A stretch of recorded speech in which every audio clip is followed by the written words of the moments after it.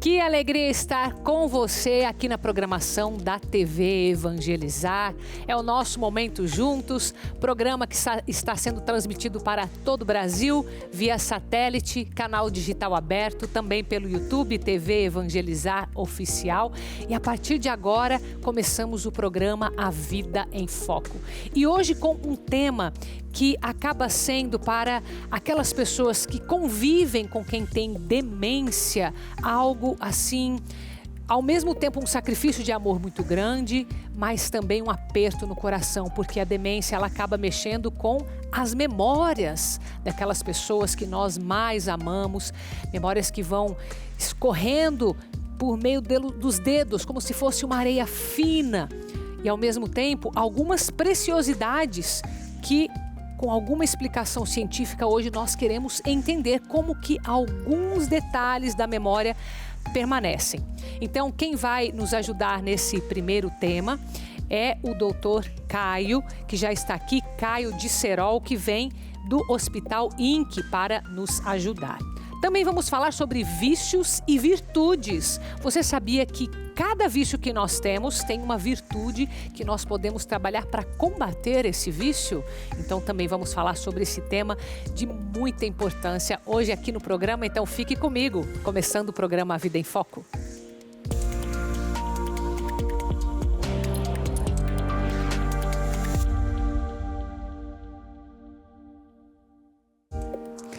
E a gente começa falando sobre demência. Eu sei que a maioria das pessoas, quando ouve esse nome, pensa no Alzheimer. E é uma das doenças, mas hoje o nosso foco, além de mergulhar no que acontece com a pessoa que tem algum tipo de demência, seja ela Alzheimer, seja outro tipo de demência, é entender como que nós podemos lidar com essas pessoas doentes, de que forma podemos conviver com elas, ajudá-las, se é possível prevenir também. Tudo isso nós vamos conversar agora. Então deixa eu dar as boas-vindas ao Dr. Caio Disserol. Seja bem-vindo, meu querido, médico neurologista do Hospital INC, né?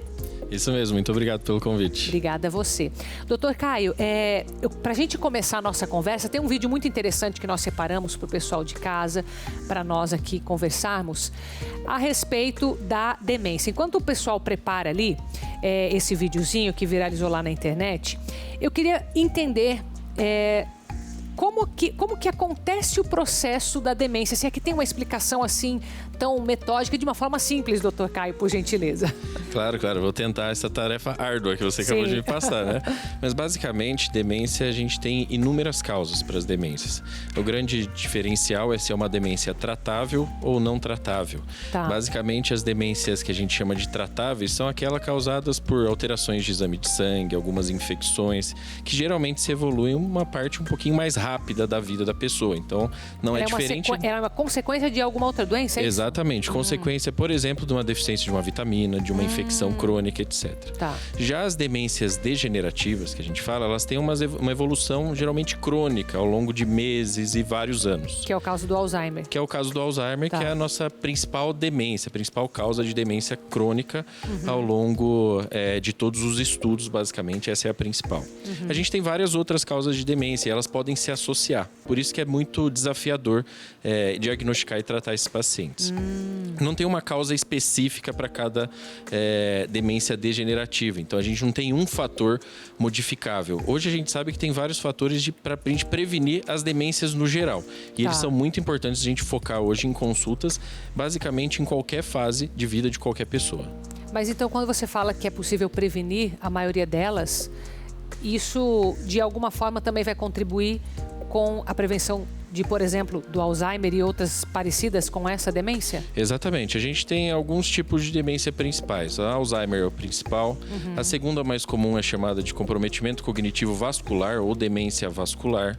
A gente tem demência por corpúsculo de Lewy e assim por diante. Vários subtipos de demência. Tá. O Alzheimer é o mais comum, que é o que a gente mais conhece por acometer especialmente indivíduos idosos, acima de 70, 80 anos, que a idade é um fator de risco importante.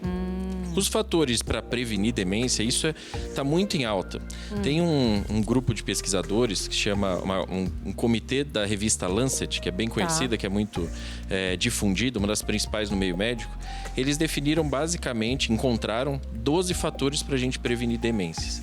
E isso é muito interessante, assim, e juntando esses 12 fatores, se imagina que no mundo todo, cerca de 40% das demências seriam preveníveis se a gente agisse sobre esses 12 fatores. Nossa! É impressionante, né? Mas esses 12 fatores, a gente não está falando de genética, de herança hereditária, não. Não, a gente está falando de fatores modificáveis, aquilo que cada um pode fazer ao longo da sua vida. Então, esses fatores, eles são divididos em 3 partes da vida. Basicamente, da vida precoce. O que é vida precoce? Aquela que todos os fatores que estão abaixo de 45 anos. E aí, ao longo da vida média, basicamente, que é entre 45 e 65 anos, e acima de 65 anos. Tem esses 3 períodos que a gente pode agir. Nossa, então praticamente em toda a nossa vida madura. Em toda a vida ali. tem alguma coisa para fazer. Abaixo de 45 anos, o que a gente pode fazer? Isso impacta mais ou menos em redução de 7% de risco de demência. É muito grande. Nossa. E é nível educacional. Então, estudar, criar uma reserva cognitiva. Então, a reserva cognitiva nada mais é do que a gente, vamos dizer assim, de uma forma simples, dar uma blindada no cérebro, porque ao longo da idade, muitos fatores podem aumentar o risco de demência, e essa reserva cognitiva diminuiria esse risco ao longo do tempo. Isso é 7%. Um outro fator muito impactante é na vida média, entre 45 e 65 anos, que é perda auditiva. A perda auditiva, indivíduos que escutam mal nessa faixa etária e não tratam ao longo do tempo, podem evoluir para demência. É um fator de risco muito importante. Se a gente tirar esse fator, cerca de 8% das demências seriam preveníveis. É o fator com maior impacto. Então ela tem uma ligação praticamente direta à audição. Direta à audição. Isso é muito claro. Em indivíduos pacientes que já têm demência diagnosticada, se a gente tratar esse fator causador ou até que pode levar à piora da demência, os pacientes tendem a melhorar, inclusive memória, e talvez evoluir mais devagar. Nossa, que interessante. Então, a gente vai acompanhar esse videozinho, porque tem uma pergunta em cima dele que eu quero fazer, então acompanhe comigo. Hey, can you tell me what your address is? What my address is? I don't know. Okay. What color shirt did you have on yesterday? I don't know. What did you have for lunch today? Food. Good food. All right. So who is Linda? Do you know Linda?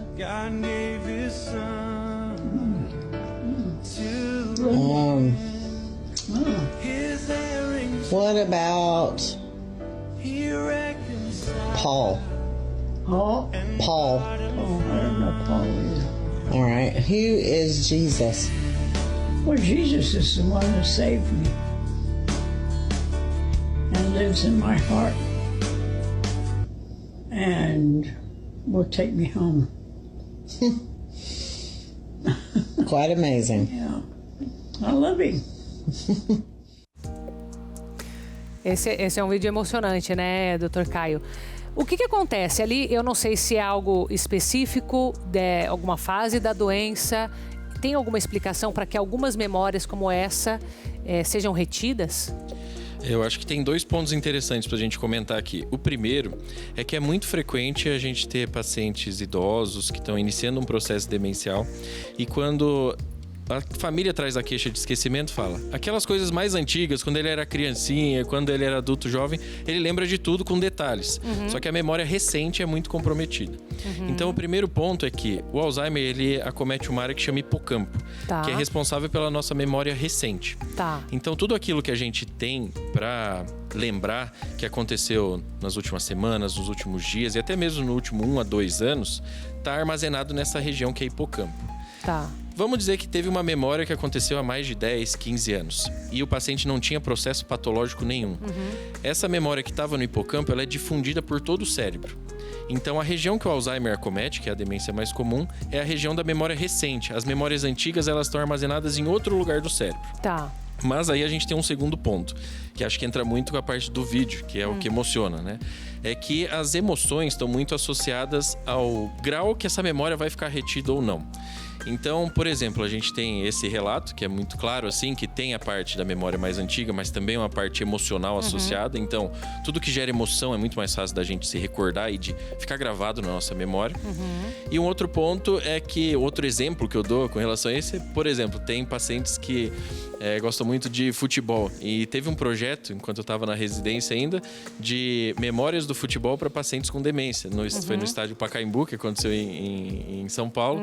E era muito interessante ver, porque pacientes com demência, que não se lembravam de coisas muito recentes, passavam lá e lembravam dos jogadores principais que viram, dos campeonatos dos seus times. Então, era algo que mexeu muito com a emoção e foi gravado na memória. E, basicamente, acho que tem essas duas explicações pra gente ter pra essa memória, inclusive pra esse vídeo emocionante. Entendi.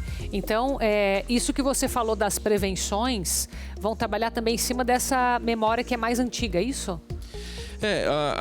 A prevenção de demência, basicamente esses 12 pilares que tem, eles agem para quase todos os tipos de demência, seja aquelas que acometem mais o hipocampo, que é essa da memória recente, que é o Alzheimer, ou outras demências que acometem outros lugares. Ele não vai agir na memória, ele vai agir nessa área do cérebro. Exatamente, vai agir no cérebro inteiro, blindando o cérebro para prevenir que os agressores que ao longo da vida a gente passa, por exemplo, um outro agressor é a poluição do ar, que foi muito bem estabelecido recentemente. Pacientes que moram em áreas muito mais poluídas, se a gente tirar isso, a gente reduziria em cerca de 1 a 2% a chance de demência. É outra coisa. Muita coisa que a gente pode fazer, né? Pois é. Doutor Caio, eu agradeço, a sua presença, muito obrigada e seja sempre bem-vindo à TV Evangelizar. Eu que agradeço o convite, estou à disposição. Obrigada a você. A gente vai fazer um breve intervalo. Na volta vamos falar sobre vícios e virtudes. Então, volte comigo para você entender como combater os seus vícios aprendendo as virtudes. E a gente sai com imagens de Imperatriz, no Maranhão, canal 42.1, a TV Evangelizar, e o nome da cidade foi dado em homenagem à Imperatriz Teresa Cristina, esposa do imperador Dom Pedro II.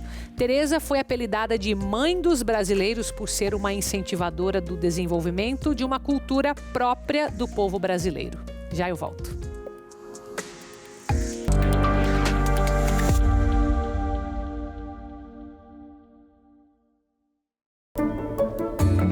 O Santo Rosário é uma das orações mais importantes para o fiel católico, que em um momento de verdadeira fé e conversão, ora diante de Maria.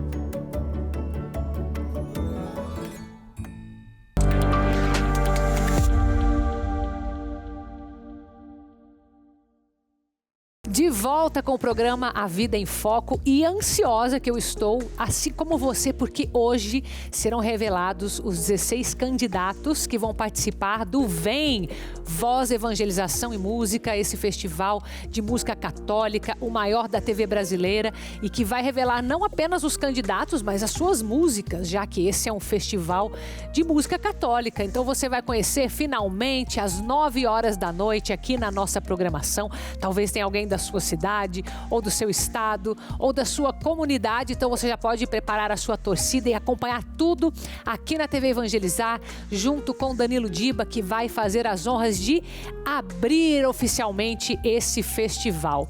E, inclusive, eu aproveito para pedir para você, esse é um festival que nós só conseguimos manter porque você nos ajuda. Um grande festival que vai levar essa grande devoção de Jesus das Santas Chagas, porque o tema escolhido esse ano foi Jesus das Santas Chagas, e nós engajamos o Brasil inteiro. Como a obra Evangelizar é uma benfeitora nacional, nós teremos participantes de todo o Brasil para ajudar nessa evangelização pela música.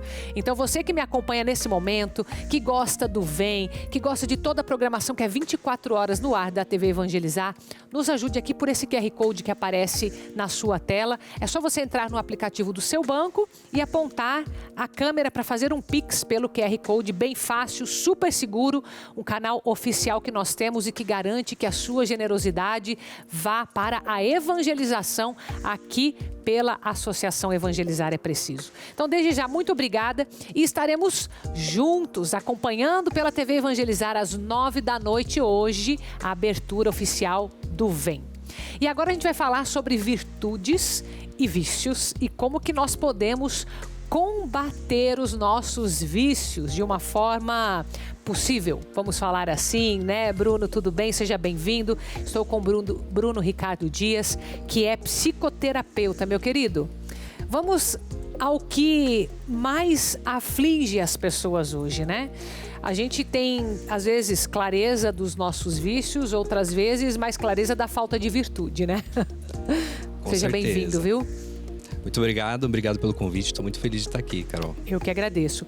Bruno, a gente tem uma lista, né, das principais virtudes, dos principais defeitos ou dos nossos vícios, que passa ali mais ou menos pelos pecados capitais, não é? E eu queria passar com você, como o nosso tempo de TV não é muito comprido, por exemplo, quem tem a preguiça, que hoje é muito da juventude, né, que tem a ver com o tédio também, como que pode fazer para combater essa preguiça? Para combater essa preguiça, a pessoa precisa desenvolver a virtude que a gente pode chamar de disciplina, Tá. né? De disciplina. E vai envolver muito esforço da parte dela, não adianta, né? Os vícios são como se fossem canais que a gente já tem dentro da nossa personalidade ali, que faz com que a nossa vida já flua naquele sentido, né? Então tem que lutar contra ele. Tem que lutar contra ele. Portanto, vai envolver um esforço, tá? Da parte da pessoa. Não adianta a pessoa querer amanhã já deixar de ser preguiçosa. Se ela descobriu hoje que ela é preguiçosa, vai envolver o trabalho dia após dia. Tá? Mas, por exemplo, a disciplina ela pode começar com algo pequeno. Eu vou usar aqui pequeno porque dependendo do grau que a pessoa se encontra do vício, ela não vai conseguir dar um passo em direção à virtude. Exatamente. Isso, inclusive, faz parte do processo terapêutico, né?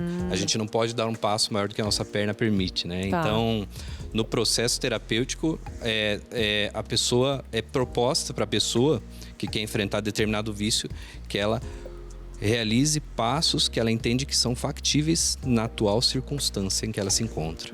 Então ela se compromete com algo e vai nessa linha na frequência com que ela se comprometeu, fazer aquilo ali acontecer. É assim. Exatamente. Se A disciplina é isso, né? Isso, exatamente. Se a pessoa acorda todos os dias às 10 horas da manhã, não consigo acordar cedo, eu gostaria de acordar mais cedo. Não adianta eu pedir para ela, não, a partir de amanhã você vai acordar às 5, né? Ela vai conseguir um dia, de repente não consegue mais, daí se frustra e daí todo o processo vai por água abaixo. Entendi. E o orgulho? Orgulho, a pessoa primeiro ela tem que admitir que tem orgulho, né? Acho que aí já começa uma dificuldade em quebrar. É um paradoxo já da personalidade que ela tem que enfrentar, né? Admitir o próprio orgulho Ou seja, contraditório. Né? Meio que daí ela já quebrou o orgulho, né? Sim, já quebrou. Mas às vezes ela quebrou ali intelectualmente, porém ela não quebrou no seu modo de ser, no seu modo de agir. Precisa integrar essa realidade, né? Esse modo de ser humilde, né? A virtude da humildade que se contrapõe ao orgulho.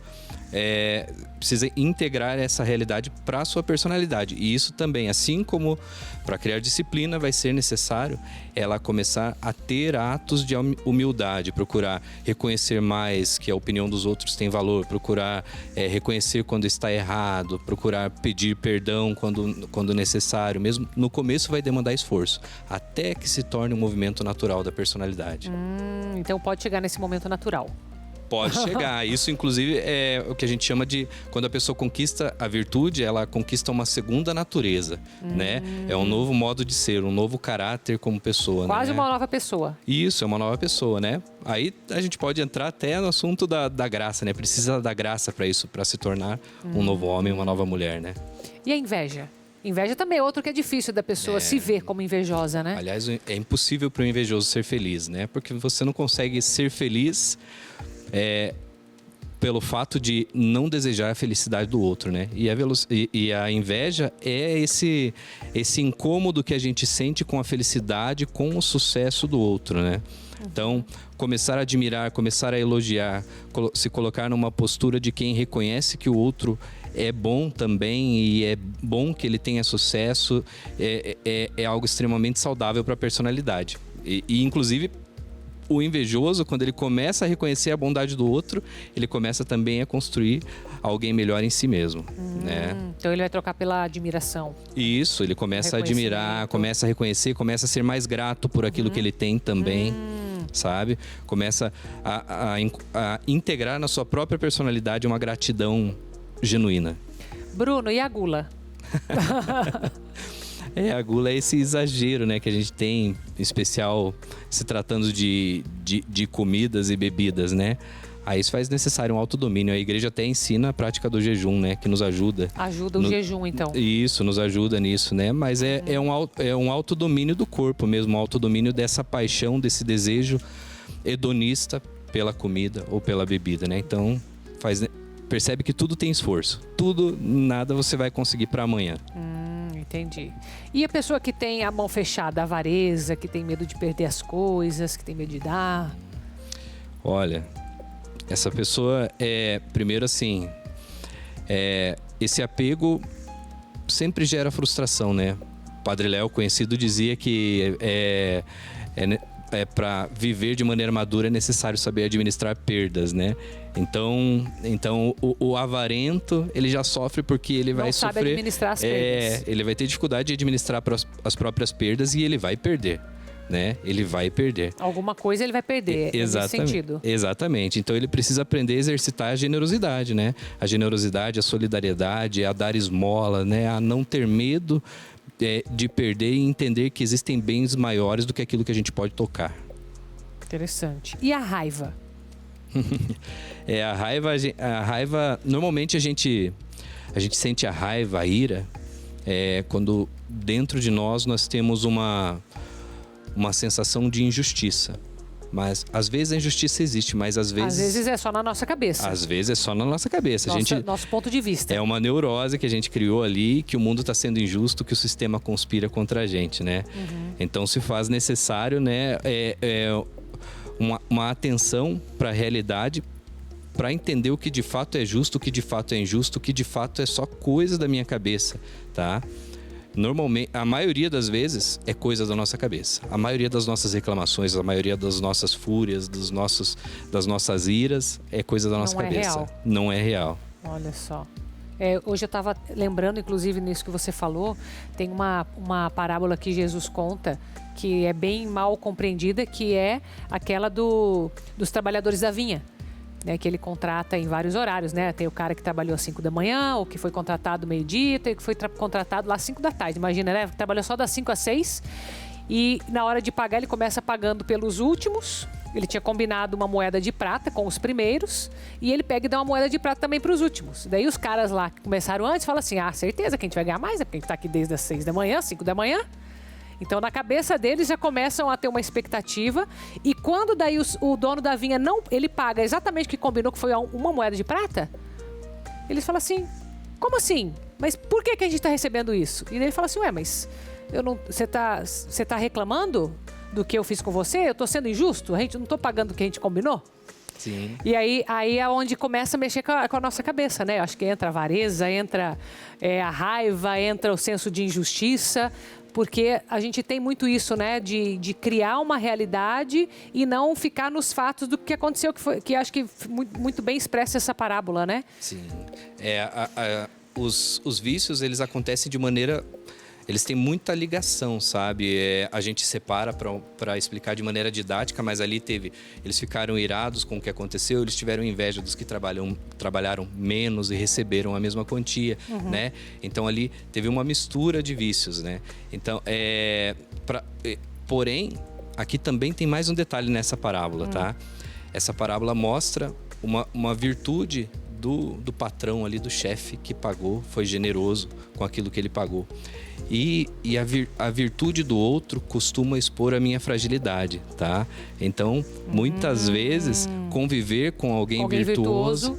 Isso. Expõe a minha fragilidade quando você está perto de alguém virtuoso. Isso. E se eu for maduro o suficiente, eu vou saber me aproveitar para crescer junto com essa pessoa virtuosa, aprender dessa virtude também, né? Mas se eu for imatura, a pessoa virtuosa vai me incomodar, tá? Porque ela vai mostrar aquilo que eu não tenho de bom. Pra gente fechar, a luxúria, como a gente combate? A luxúria está relacionada ao desejo desordenado do prazer, né? O desejo desordenado do prazer a gente combate com a virtude da castidade, né? Que é muito pouco compreendida, né? Mas a castidade é o nosso ordenamento do amor, né? Quem vive a castidade dá a impressão que é um amor represado. E não tem nada a ver com isso. A castidade é um amor ordenado, é um amor voltado para a sua própria finalidade, que conduz ao céu.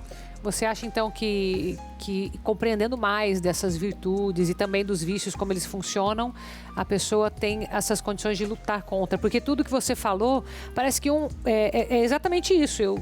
Eu sei qual é o caminho oposto. Só que para sair desse caminho oposto, você tem que forçar na direção contrária. Existe um esforço. E como a gente vive hoje uma época em que há uma supervalorização das emoções, se esforçar significa se submeter a algum tipo de dor, algum tipo de sofrimento, algum tipo de incômodo. Agir muitas vezes contra si mesmo, porque se eu tenho um vício, eu tenho uma tendência, né? Por isso as pessoas acabam fugindo da vida virtuosa e muitas vezes adotando ideologias relativistas, porque quando eu relativizo o que é bom e o que é ruim, eu já não tenho mais a obrigação de procurar aquilo que é bom. Com certeza, Temos que nos esforçar. Muito obrigada, Bruno, por vir nos ajudar hoje, viu? Eu que sempre agradeço bem-vindo. o convite. Tá.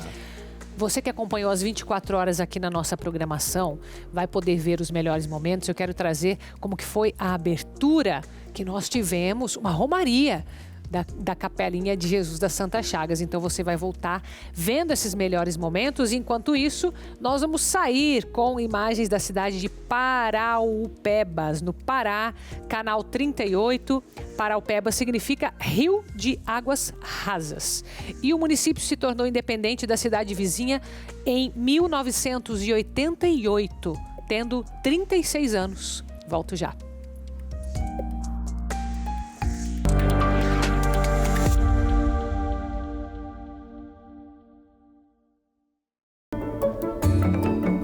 A Sagrada Família permaneceu no Egito até a morte de Herodes. E então, voltaram para Israel e foram viver em Nazaré.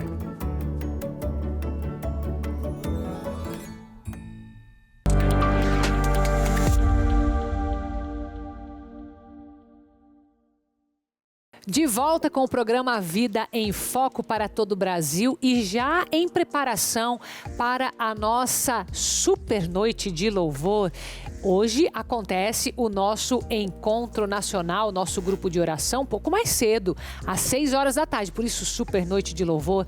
Padre Christian Shankar estará com a gente, nos ajudando nesse tema maravilhoso, milagres, sua misericórdia é eterna. Ao lado do missionário Oscar Locão, diretamente de São Paulo.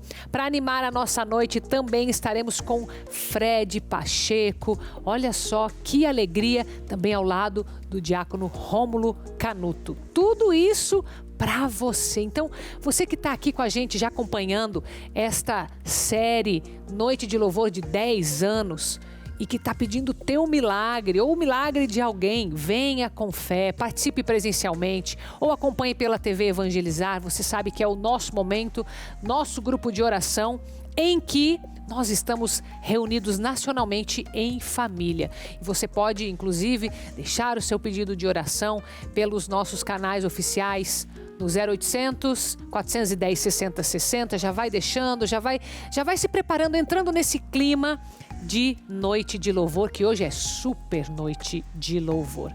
E olha, são 10 anos desse programa que, como a nossa transformação de vida acontece aqui na TV Evangelizar, também por esse programa. Então é muito bom ter você aí do outro lado, fazendo parte deste grupo de oração nacional. E agora eu quero compartilhar com você como foi um pouco das 24 horas. Você acompanhou durante todo o fim de semana. Foram momentos de muitas graças, muita fé manifestada. E a gente iniciou esse grande momento, esse 18º ano de 24 horas na presença do Senhor, com a romaria, que foi a primeira romaria da Capela de Jesus das Santas Chagas. Então, as várias líderes mensageiras que vieram do Brasil inteiro puderam participar desse momento, que também foi muito emocionante. E é exatamente isso que eu quero compartilhar agora com você. Caravanas de todo o Brasil e países da América Latina chegaram ao Santuário de Nossa Senhora de Guadalupe e Jesus das Santas Chagas, em Curitiba, trazendo consigo a esperança e a fé de milhares de devotos. Quem é de fora, quem está nos visitando? A primeira romaria dos líderes mensageiros da Capelinha de Jesus das Santas Chagas faz parte da 18ª edição das 24 horas em oração, uma oportunidade única de vivenciar a fé em sua forma mais pura e intensa. Antes das 24 horas de oração, nós estamos reunidos com os nossos mensageiros e mensageiras, aos pés de Jesus das Santas Chagas, pedir força, coragem, pedir perseverança aos nossos mensageiros e mensageiras. Padre Reginaldo sempre nos ensina e reafirma que da Capelinha de Jesus das Santas Chagas brota aquela água potável do lado aberto de Jesus das Santas Chagas que sacia a nossa sede de fé, a nossa sede de paz, a nossa sede de bem-estar dentro da nossa casa e, claro, na nossa vida. É 24 horas sintonizado no Senhor e Deus agindo, Deus se manifestando, Deus curando, Deus perdoando, Deus manifestando milagres e prodígios. Com o tema Pela Paz e Renovação Espiritual, o 24 horas de oração não é apenas um evento, mas um exercício de fé que começa dentro de cada coração. Meus irmãos, precisamos aprender, e vamos aprender agora, como manter a paz no meio dos problemas. Mensageiros da Capelinha de Jesus das Santas Chagas participaram de uma programação especial no santuário, testemunhando a devoção de cura e libertação que as Santas Chagas de Jesus proporcionam.